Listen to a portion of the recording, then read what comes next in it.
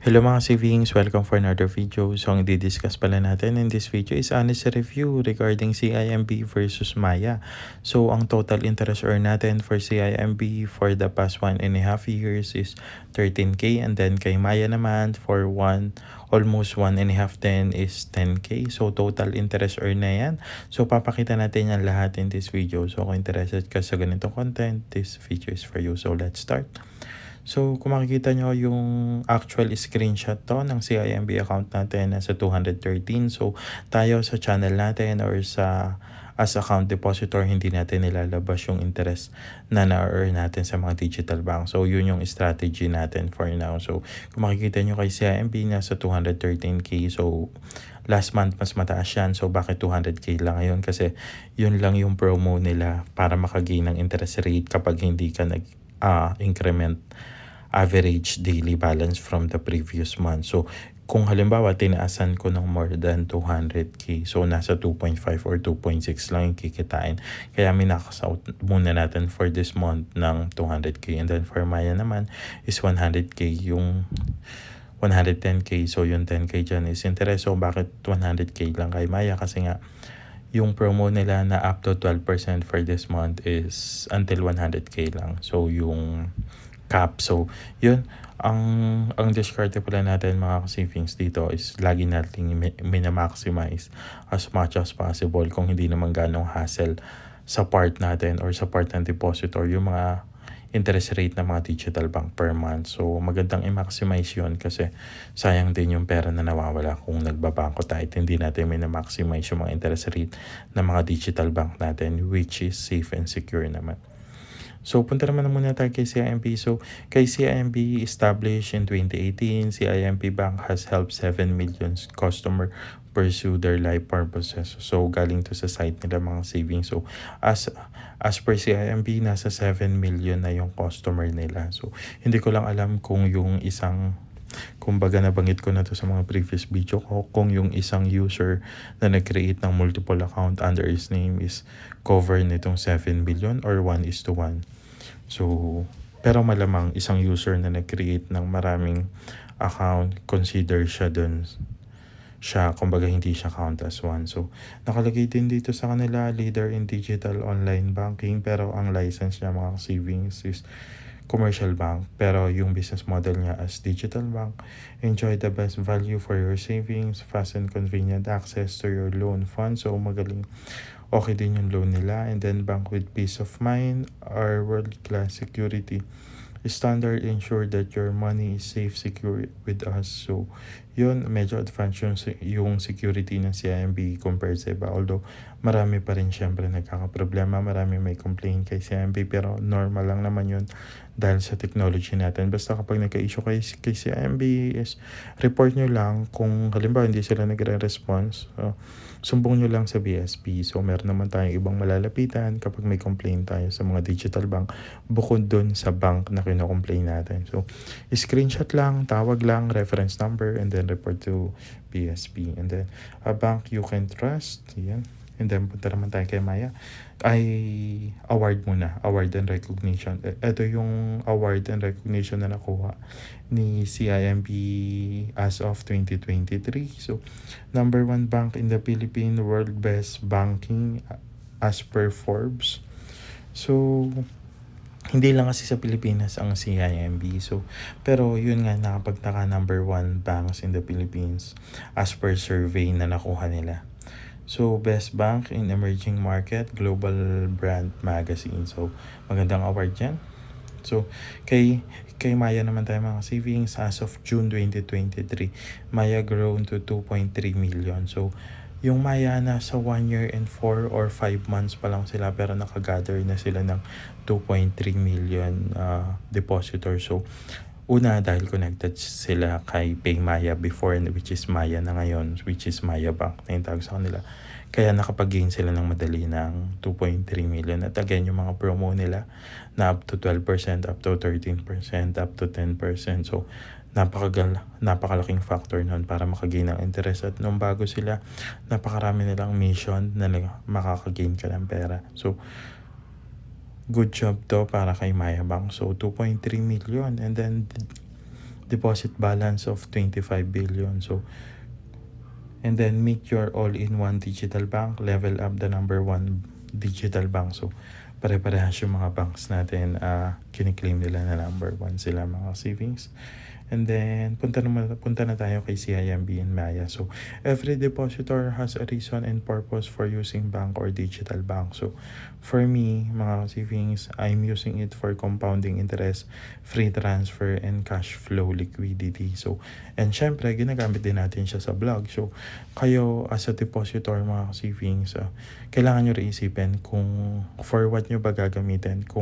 Kung both kayo gagamit or mamimiling kayo lang kayo ng isa or kung si CIMB or si Maya. So, iba-iba yung experience ng customer dito mga savings. Yung iba, okay sila kay CIMB, nagka-problema sila kay CIMB. Yung iba, okay sila kay Maya, nagka-problema sila kay Maya, wala silang problema kay Maya. So, iba-iba yung perspective natin dito. So far, wala akong naging issue sa dalawa na matindi. Ang naging last issue ko lang is yung nag-transfer ako from Maya to CIMB.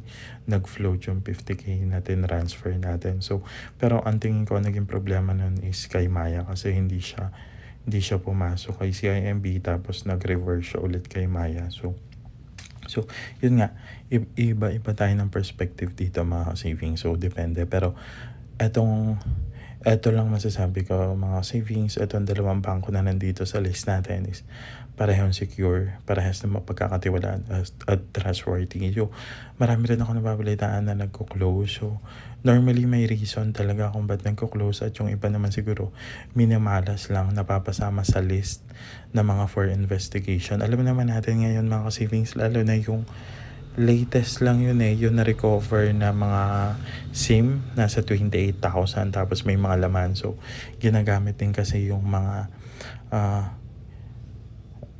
in reality talaga mga savings, ginagamit din yung mga digital bank or ibang banks or mga e-wallet for money laundering. So yung ibang mga legit naman talaga na gumagamit ng mga banks or digital bank is napapasama sa list ng mga nagma-money laundering. So, yun yung sad part doon. So, punta muna tayo dito sa license ng CIMB. License siya as commercial bank and then license siya as commercial bank. Binanggit ko na rin pero nag-operate siya. Ang business model niya as digital bank and then si Maya license as digital bank. 6 pa lang yung license ng digital bank sa Pilipinas. Wala pa silang nila-license na bago. So, CIMB started in 2018.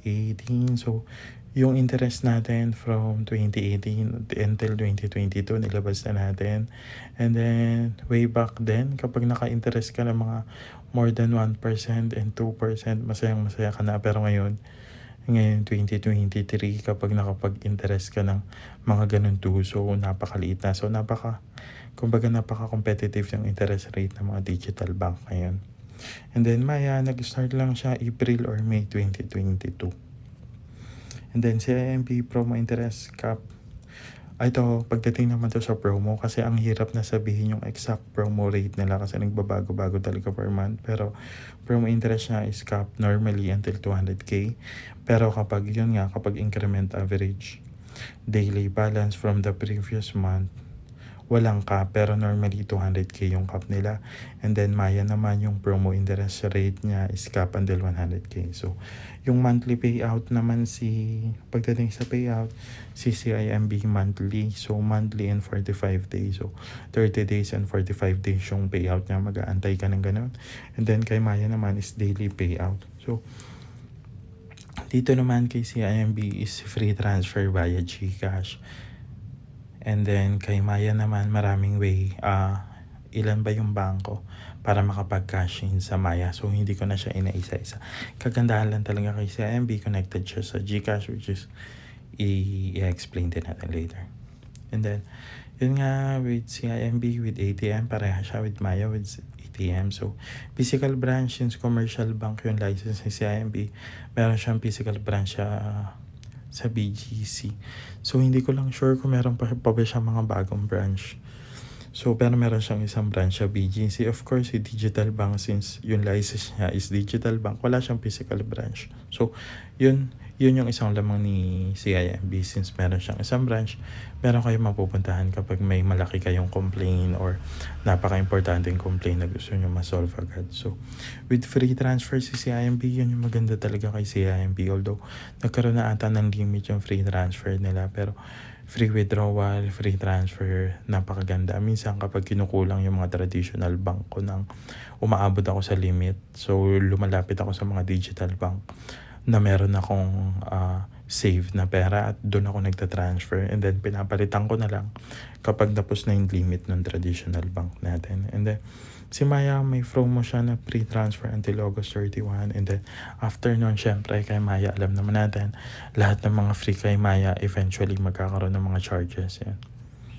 And then, punta naman tayo kay CIMB ulit. Ang pinaka-advantage talaga ni CIMB and Maya is nandito sa list sa baba. So, una muna tayo kay CIMB is connected sa GCash. So, napakalaking advantage talaga.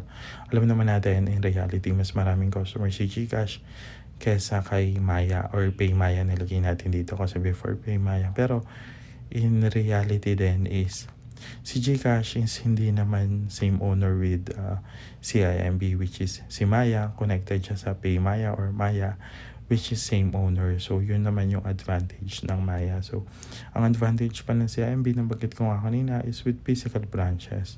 And then kay CIMB nga, free transfer sa free withdrawal. Although nagkaroon ng limit, but still napakaraming free pa rin kay CIMB compared kay Maya. And then nilagay naman natin dito kay right side kay Maya, CIMB is no match with regarding to feature and function of Maya app. So wala talaga mga savings. So kanina lang binuksan ko same yung CIMB and Maya para i-compare yung dalawang app.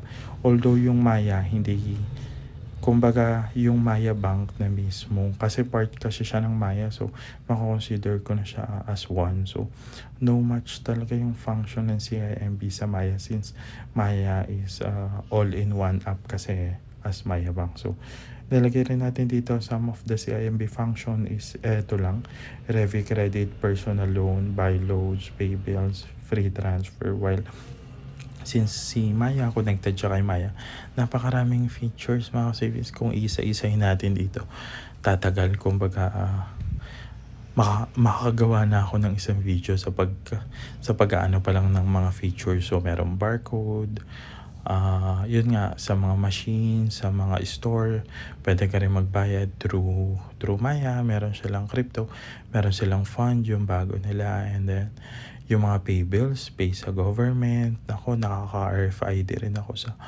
sa Maya app. So pagdating sa features talaga, lamang na lamang si Maya over CIMB. Ang malalamang lang talaga ni CIMB is yung free transfer niya, saka yung connected sa GCash. Pero overall talaga, ang panalo talaga dito is si Maya. Saka si Maya is owned by Voyager and Smart. So Pinoy talaga. So, makikinabang talaga dito ang mga Pilipinas. Pero, yun nga, tulad ng sinabi ko, is depende talaga sa purpose nyo. So, iba-iba kasi yung target market ng bawat bangko at iba-iba rin yung purpose bawat user. So, based sa mga nasabi ko, depende na lang sa inyo. Pero, pagdating talaga sa features, lamang na lamang si Maya over CIMB. So, yun lang in this video. So, itong kinikita natin. So, iba-iba yung perspective ng mga depositor dito. Para sa iba, malaki na siya.